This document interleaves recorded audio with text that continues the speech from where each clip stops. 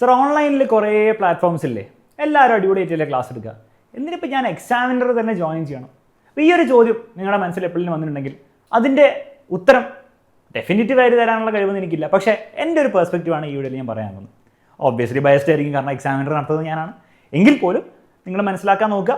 അതിൽ നിങ്ങൾ എഗ്രി ചെയ്യുന്നുണ്ടെങ്കിൽ തീർച്ചയായിട്ടും എന്ത് ചെയ്യാം, നിങ്ങൾക്ക് ഡിസിഷൻ എടുക്കാൻ അത് ഹെൽപ്പ് ചെയ്യുന്നതായിരിക്കും. നിങ്ങൾ ഡിസഗ്രി ചെയ്യുന്നുണ്ടെങ്കിൽ നിങ്ങൾക്ക് ഡിസിഷൻ എടുക്കാൻ വേണ്ടി ഹെൽപ്പ് ചെയ്യുന്നതായിരിക്കും. Okay, ready.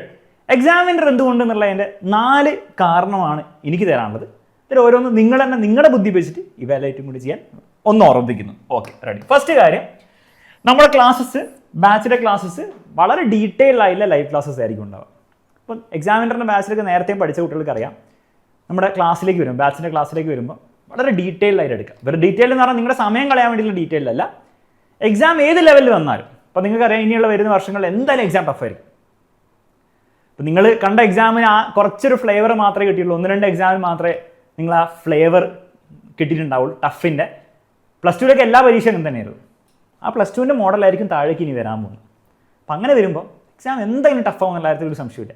മിനിമം നോക്കുകയാണെങ്കിൽ ഒരിക്കലും ഈസി ആയിരിക്കില്ല ഇനി ഉണ്ടാവുക, മിനിമം മീഡിയം, മീഡിയം അല്ല ടഫ്, ആ രീതിയിലായിരിക്കും ഇനി ഉണ്ടാവുക. +2 അങ്ങനെ തന്നെയായിരുന്നു ഉണ്ടായിരുന്നത്. അപ്പോൾ ആ ലെവലിൽ എക്സാം വരുന്ന സമയത്ത് നിങ്ങൾ ജസ്റ്റ് യൂട്യൂബിലെ എക്സാമിനറിനാണെങ്കിൽ പോലും, യൂട്യൂബിൻ്റെ എക്സാമിനറിനാണെങ്കിലും ആരുടെ ആണെങ്കിലും ജസ്റ്റ് യൂട്യൂബിലെ റിവിഷൻ ക്ലാസ്സോ അല്ലെങ്കിൽ 1 ഷോട്ട് ക്ലാസ്സോ ആ പരിപാടി വെച്ച് മാത്രം നിങ്ങൾ പരീക്ഷയ്ക്ക് പോവുകയാണെങ്കിൽ നിങ്ങൾ നല്ലൊരു മാർക്ക് എക്സ്പെക്ട് ചെയ്യരുത്. നിങ്ങൾക്ക് പാസ്സാവാൻ പറ്റും, മേ ബി ഒരു 70-75% ഒക്കെ മാർക്ക് കിട്ടാൻ വരുമായിരിക്കും. അതിൻ്റെ മുകളിൽ നിങ്ങൾ ഇതുവരെ ചിലപ്പോൾ നിങ്ങൾക്ക് കിട്ടിയിട്ടുണ്ടാവും. ആ ഒരു കോൺഫിഡൻസിൽ അടുത്ത വർഷത്തേക്ക് പോകരുത്, അതിനുള്ള ചാൻസ് വളരെ കുറവാണ് കാണുന്നത്. അപ്പോൾ അവിടെയാണ് നമ്മുടെ ഈ ഡീറ്റെയിൽ ആയ ക്ലാസ് വരുന്നത്. ഡീറ്റെയിൽ എന്ന് പറയുമ്പോൾ വെറുതെ അനാവശ്യമായിട്ട് കുറേ വലിയ കാര്യങ്ങൾ പറയല്ല. First year text book coverage, text ബുക്കിൽ എല്ലാ ഇമ്പോർട്ടൻറ്റ് ടോപ്പിക്സ് നമ്മൾ കവർ ചെയ്യും. അതിൻ്റെ കോൺസെപ്റ്റ് കൊണ്ട് ഓറിയൻറ്റഡ് ആയിട്ടായിരിക്കും നമ്മൾ പഠിപ്പിക്കുക. എവിടെ എനിക്ക് തോന്നിയിട്ടുണ്ട് എല്ലാ ടീച്ചേഴ്സും ഓൺലൈനിലൊക്കെ അടിപൊളി ടീച്ചേഴ്സാണ്. പക്ഷേ എന്തുകൊണ്ടോ നിങ്ങൾക്ക് തോന്നിയിട്ട് നിങ്ങൾ കമൻറ്റ് ബോക്സിലും നിങ്ങൾ പറയാം കേട്ടോ, അഗ്രി എന്ന് പറയാം. എക്സാമിനർ ടീച്ചേഴ്സ് പൊതുവെ ബാച്ചിലെ കാര്യങ്ങളും ക്ലാസ്സിൽ വരുമ്പോൾ അല്ലെ യൂട്യൂബിലെ ക്ലാസ് ആണെങ്കിൽ പോലും 1 ഷോട്ട് കാര്യങ്ങൾ പഠിപ്പിക്കുമ്പോൾ ആ കോൺസെപ്റ്റ് കൃത്യമായിട്ട് പറഞ്ഞാണ് പഠിപ്പിക്കുക. ഇതിനർത്ഥം ബാക്കിയുള്ളവരങ്ങനെ ചെയ്യാറില്ല എന്നൊന്നും നല്ല ഉദ്ദേശം, പല നല്ല ടീച്ചേഴ്സും ഉണ്ട്. പക്ഷേ പൊതുവെ ഞാൻ ട്രെൻഡ് കണ്ടിട്ടുണ്ട്, അതായത് കോൺസെപ്റ്റൊക്കെ കൃത്യമായിട്ട് പറഞ്ഞ് പഠിപ്പിക്കാറുണ്ട്. വീണ്ടും it's not a hate thing, പലരും ചെയ്യാറുണ്ട്. പക്ഷേ ജനറലി കുറച്ചും കൂടി കൂടുതൽ എക്സാമിനർ ടീച്ചേഴ്സ് ചെയ്യാറുണ്ട് എന്നുള്ള എൻ്റെ ഒരു ഒബ്സർവേഷനാണ്. ജനറലി ഞാൻ കാണുമ്പോൾ നിങ്ങൾക്കങ്ങ് തോന്നേണ്ട നല്ല കാര്യം, ഇല്ലെങ്കിൽ കുഴപ്പമൊന്നുമില്ല. അപ്പോൾ അത് നിങ്ങൾ ഇനി ഹെൽപ്പ് ചെയ്യും. ഇത്രയും നാളും ഭയങ്കരമായിട്ട് ഹെൽപ്പ് ചെയ്തിട്ടുണ്ടോ എന്ന് ചോദിച്ചാൽ ചിലപ്പോൾ ഉണ്ടാവില്ല. കാരണം അങ്ങനെ കോൺസെപ്റ്റ് മനസ്സിലാക്കി പഠിച്ചതും കൊണ്ടും വേഴ്സസ് നിങ്ങൾ വെറുതെ ബൈഹാർട്ട് കോഡും ട്രിക്സും വെച്ച് പഠിച്ചതുകൊണ്ടും ഈസി എക്സാം ആകുമ്പോൾ ഒന്നും വലിയ ഡിഫറൻസ് ഉണ്ടാവില്ല. കാരണം ആർക്കും പരീക്ഷ മാർക്ക് കിട്ടും. പക്ഷേ എക്സാം ലെവൽ കൂട്ടിക്കഴിഞ്ഞാൽ ആ കോഡ് പരിപാടി, ട്രിക്ക് പരിപാടി അതൊന്നും അത്ര വർക്കാവില്ല. കോൺസെപ്റ്റ് മനസ്സിലാക്കി പഠിച്ചു കൂട്ടിക്ക് സംഭവം വർക്കാവുള്ളൂ. അപ്പോൾ അത് ഇനി ഒരു മാറ്റം വരാൻ പോകുന്നൊരു കാര്യമായിരിക്കും എന്നാണ് എൻ്റെ ഒരു പ്രഡിക്ഷൻ. നമുക്ക് നോക്കാം. അപ്പോൾ ആ ഒരു കാര്യം നമ്മൾ കണ്ടിട്ടുണ്ട്. അത് ഇനി അങ്ങോട്ട് എന്തായാലും എക്സാമിനറുടെ ഭാഗത്ത് ഇങ്ങനെ ആയിരിക്കും. പല പ്ലാറ്റ്ഫോംസും പല ടീച്ചേഴ്സും ചിലപ്പോൾ അങ്ങനെ ആയിരിക്കും ഇനി പഠിപ്പിക്കാൻ പോകുന്നത്, എനിക്കറിയില്ല. പക്ഷേ എക്സാമിനറുടെ കാര്യത്തിൽ നമ്മൾ വളരെ ക്ലിയർ ആണ്, വളരെ ഡീറ്റെയിൽ ആയിട്ട് കോൺസെപ്റ്റ് ഒക്കെ പറഞ്ഞ് ടെക്സ്റ്റ് ബുക്കിൽ കംപ്ലീറ്റ് കവർ ചെയ്തിട്ടായിരിക്കും ഇനിയുള്ള വർഷങ്ങൾ നമുക്ക് പഠിപ്പിക്കാൻ പോകുന്നത്. രണ്ടാമത്തെ കാര്യം ന്യൂ പാറ്റേൺ ക്വസ്റ്റ്യൻസ്. അതായത് ഇത്രയും നാളും ഇപ്പം നമ്മൾ കഴിഞ്ഞ വർഷങ്ങളൊക്കെ നോക്കുകയാണെങ്കിൽ പരീക്ഷ ഒരു പ്രത്യേക പാറ്റേണിലായിരുന്നു ഉണ്ടായിരുന്നു, പ്രഡിക്റ്റബിൾ ആയിരുന്നു. അതുകൊണ്ടാണ് കുറേ പ്രഡിക്ഷനൊക്കെ വർക്ക് ചെയ്യുന്നത്. പക്ഷേ മെല്ലെ നിങ്ങൾ ശ്രദ്ധിച്ചിട്ടുണ്ടാവും, നമ്മുടെ ആണെങ്കിലും ബാക്കി ഓൺലൈനിലെ ഏത് സ്പേസിലാണെങ്കിലും പ്രഡിക്ഷൻസ് ഒക്കെ മെല്ലെ പാളി തുടങ്ങിയിട്ടുണ്ട്. അതിൻ്റെ കാരണം എന്താണ്? 2-3 കാരണമാണ്. ഒന്ന്, പരീക്ഷയുടെ ലെവൽ കൂടിക്കൊണ്ടിരിക്കുകയാണ്. അപ്പോൾ ലെവൽ കൂടുമ്പോൾ എന്താണ്, അങ്ങനെ പ്രഡിക്റ്റ് ചെയ്യാൻ പറ്റില്ല. അങ്ങനെ പ്രഡിക്റ്റ് ചെയ്യാൻ പറ്റുന്ന പേപ്പറിന് നമുക്ക് ലെവൽ കൂടി പേപ്പർ എന്ന് പറയാൻ പറ്റും ഇല്ല, അതൊരു കാര്യം. രണ്ടാമത്തെ കാര്യം, ഈ പ്രഡിക്ഷൻസും പരിപാടി, ഈ മൊത്തം ഈ പരിപാടി എന്താണ്, ഈ പരീക്ഷ സെറ്റ് ചെയ്യുന്നവരും കാണുന്നുണ്ടാവും. അപ്പോൾ അവർക്കും വലിയ താല്പര്യം ഉണ്ടാവില്ല. നമ്മൾ ഈ പ്രഡിക്റ്റ് ചെയ്യാൻ പോകുന്ന കാര്യങ്ങൾ അവർക്കും അറിയായിരിക്കും എന്തായിരിക്കും. നമ്മൾ PYക്ക് നോക്കിയിട്ടാണ് പ്രഡിക്റ്റ് ചെയ്യുക, ആരാണെങ്കിലും അങ്ങനെ തന്നെ ആയിരിക്കും. അപ്പം ആ ഒരു പാറ്റേൺ മാറ്റി പിടിക്കാനായിരിക്കും പരീക്ഷ സെറ്റ് ചെയ്യുന്ന ആൾക്കും താല്പര്യം.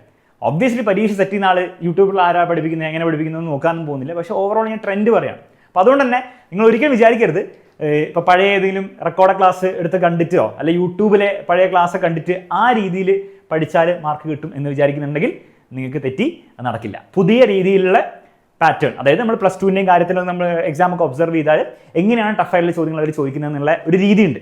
ആ രീതിയിൽ ചോദ്യങ്ങൾ ചെയ്താൽ ഈ വർഷത്തെ എക്സാം നല്ലൊരു മാർക്ക് നിങ്ങൾക്ക് എക്സ്പെക്ട് ചെയ്യാൻ പറ്റും. 90% 85% മുകളിൽ നിങ്ങൾ എക്സ്പെക്ട് ചെയ്യുന്നുണ്ടെങ്കിൽ നിങ്ങൾ ആ പുതിയ പാറ്റേണിലെ ചോദ്യങ്ങളും കൂടെ ചെയ്യണം.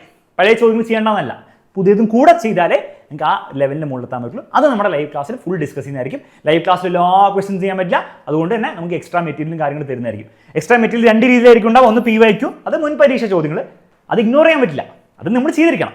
അതിൻ്റെ കൂടെ നിങ്ങൾക്ക് വർക്ക് ഷീറ്റും കിട്ടുന്നതായിരിക്കും. ഓരോ ചാപ്റ്റർ കഴിഞ്ഞ് നിങ്ങൾക്ക് വർക്ക് ഷീറ്റിൽ പുതിയ പാറ്റേണിലുള്ള ക്വസ്റ്റ്യൻസ് കുറേ കിട്ടുന്നതായിരിക്കും. ധാരാളം. അതിൽ കൂടുതൽ നിങ്ങളൊന്നും ചെയ്യേണ്ട ആവശ്യമില്ല. നിങ്ങളുടെ ബോർഡ് എക്സാമിനാണ് നിങ്ങൾക്ക് വേറെ ഒന്നും ചെയ്യേണ്ട ആവശ്യമില്ല.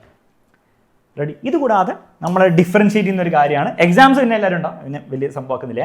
നമ്മുടെ എക്സാമിനറുടെ ബുക്ക് ഹൈ ക്വാളിറ്റി ബുക്കായിരിക്കും നിങ്ങൾക്ക് കിട്ടാൻ പോകുന്നത്.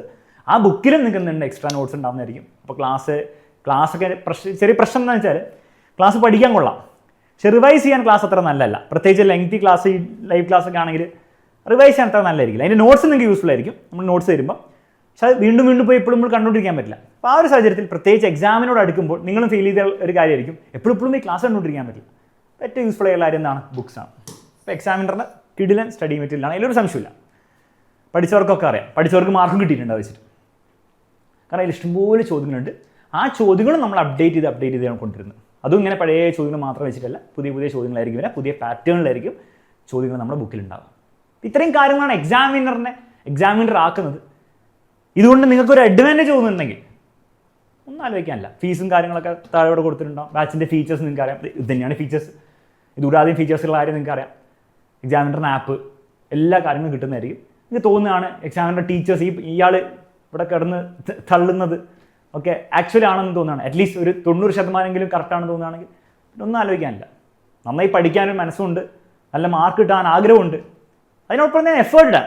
കാരണം ഇതൊക്കെ വെറുതെ ഫീച്ചേഴ്സ് മാത്രമാണ്. ഇതിൻ്റെയൊക്കെ അവസാനം നിങ്ങൾ പണിയെടുക്കണം, അല്ലാണ്ട് നടക്കാൻ പോകുന്നില്ല. തന്നെ PYക്ക് തല കയറാൻ പോകുന്നില്ല, തന്നെ ലൈവ് ക്ലാസ് ഇവിടെ കയറാൻ പോകുന്നില്ല. മനസ്സിലല്ലേ? അത് നിങ്ങൾ തന്നെ എഫേർട്ട് ഇടണം, നിങ്ങൾ തന്നെ ചെയ്യേണ്ട കാര്യമാണ്. പക്ഷേ അത് എക്സാമിനറുടെ സഹായത്തോടെ ചെയ്ത് നല്ല മാർക്ക് കിട്ടുന്ന നിങ്ങൾക്ക് ഒരു തോന്നലുണ്ടെങ്കിൽ നമ്മുടെ ബാച്ചിലേക്ക് ക്ഷണിക്കുകയാണ്. അടിച്ച് പൊളിച്ച് നമുക്ക് നെക്സ്റ്റ് ഇയർ പഠിക്കാം. ഓക്കെ, അപ്പോൾ ഇതാണ് എൻ്റെ ഒരു പെർസ്പെക്റ്റീവ്. നിങ്ങളുടെ വേറെ എന്തെങ്കിലും പെർസ്പെക്റ്റീവ് ഉണ്ടെങ്കിൽ തീർച്ചയായിട്ടും, അല്ലെങ്കിൽ സെയിം പെർസ്പെക്റ്റീവ് ഉണ്ടെങ്കിലോ എന്താണെങ്കിലും നിങ്ങളുടെ ഒരു അഭിപ്രായം തീർച്ചയായിട്ടും കമൻറ്റ് ബോക്സിൽ കമൻറ്റ് ചെയ്യുന്ന പ്രതീക്ഷിക്കുന്നു. മറ്റൊരു വീഡിയോയിൽ വീണ്ടും നമുക്ക്